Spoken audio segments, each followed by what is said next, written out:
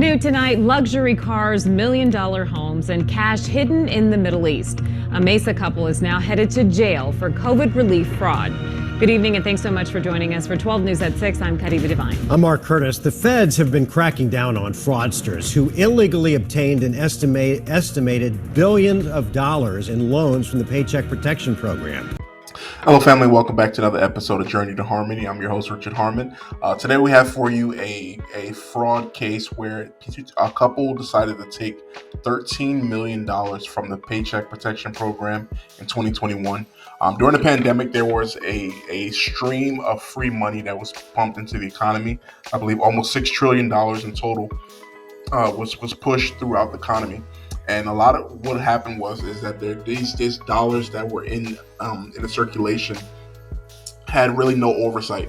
They were just sent out for the most part. You had a business, you created a business, anything else, you went ahead, you applied, and you were mostly given access to that money.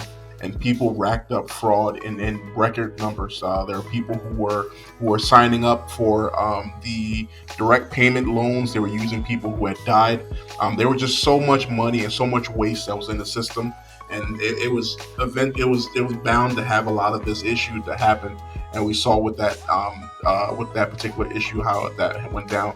So here with this particular couple, they've decided that they're going to go all in. And they're going to steal money and they're going to live the lavish life. You're talking about cars, you're talking about investments, you're talking about the luxuries that anyone who can imagine would have. And they did this while lying about their employees, while lying about companies, and overall just set themselves up back for a long period of time. I'm going to play a video here. If it's the first time joining, please hit that like button, and we'll go ahead and watch this video here now. Team Charles Bram Resnick has the details on a couple who went on an international spending spree with your tax dollars. Bram?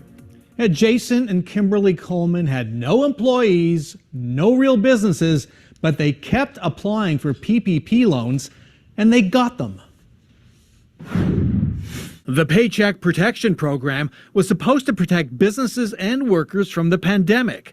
But PPP loans also lined the pockets of countless crooks with your tax dollars. What didn't happen was even minimal checks to make sure that the money was getting to the right people at the right time.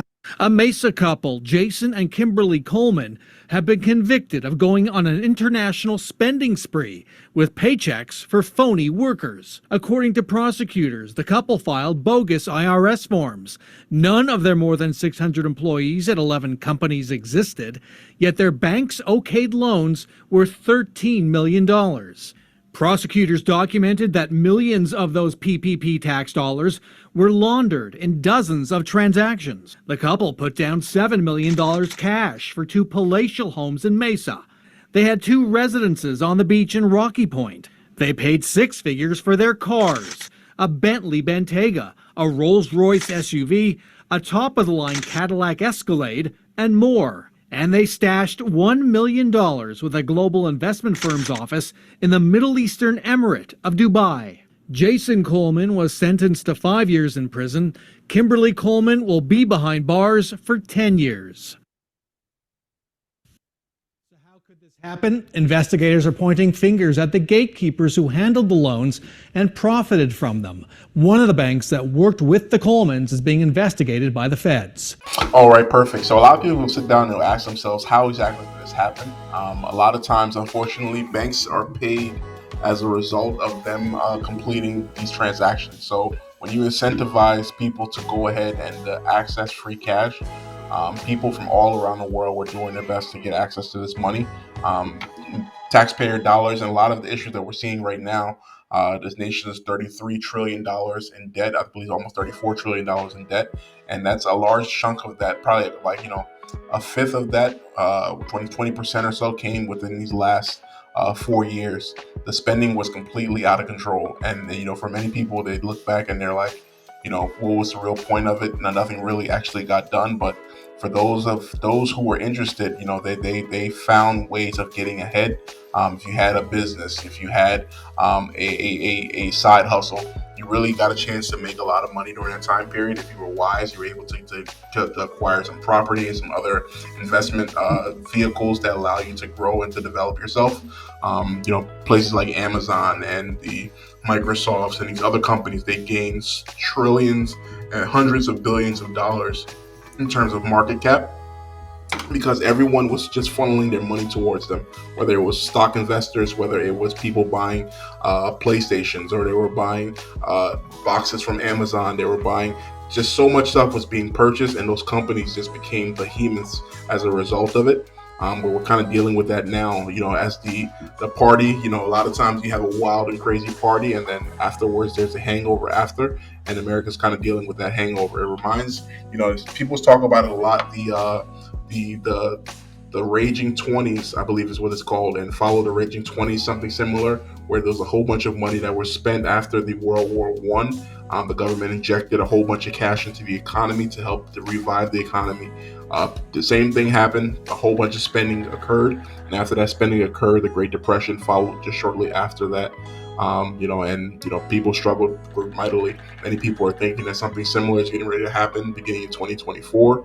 We'll see how that rolls. The mortgage interest rates have dropped significantly. They were up over 8% at one point, and now they're back closer to that 6.1%. Some will say that there's possibility of them even dropping into the fives. We're in for 2024 is going to be an interesting year. It is the official tilt year. Many people are hoping and thinking that a market crash for housing and for the real estate are imminent for those two places. The Federal Reserve has raised rates from a 0.25% all the way up to a 5.5%, where we currently are now.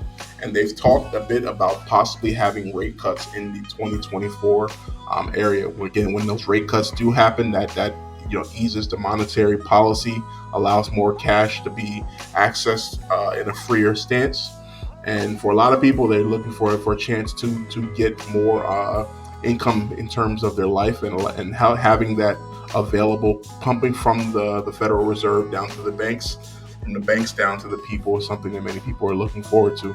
But this PPP loan thing was completely outrageous. There are a whole stream of people who are being arrested. Federal charges are being filed as a result of people lying on applications. And for many people, it's going to be something, and something I want you guys to consider. If someone were to give you $10 million and say for you to enjoy for 3 years, and then you'd have to have a 3-year sentence of prison, would you consider doing that? I definitely wouldn't. No amount of money is worth my freedom, but it seems a lot of people are doing that right now. They're so dedicated and so interested in living the fast life that they're willing to do some things that may seem outlandish to most people. But these people overall they enjoyed their good life, and now they're getting ready to spend their time in prison. It's interesting that the man only got 5 years and his wife got 10. Many times when you see criminal cases, it's generally the man who gets more time. I'm wondering if it was the wife who was kind of the ringleader of the situation as opposed to the man. But yeah, that's an interesting story. Again, I'd like to be bringing you more of these as the people are, just they did the most, with these whole PPP loans. What are your thoughts on this? Please comment below. Like, share, and subscribe. Thank you so much for joining. Have a good day.